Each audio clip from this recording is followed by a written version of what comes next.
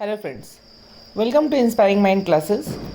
Today we'll discuss very important trick of fundamental rights, right to equality. Right to equality comes from Article 14 to 18. This is very important right for any examination. So we make a M mnemonic, that is E doubt. E stands for equality, that means right to equality. D stands for discrimination, Article 15, that is you cannot discriminate with anyone.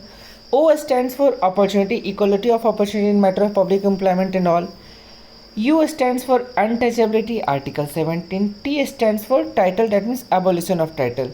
तो इस M mnemonic के द्वारा, इस trick के द्वारा हम इसे बहुत ईजिली याद कर सकते हैं कि E for equality, O for no discrimination, then opportunity and then untouchability, again title abolished.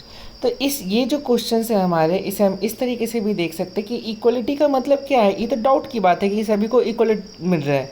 तो ये ई डाउट के द्वारा आप राइट टू इक्वलिटी को याद कर सकते हैं और एग्जाम अपने आंसर्स कर सकते हैं. Thank you for today's classes. Please like and subscribe our channel. Thank you.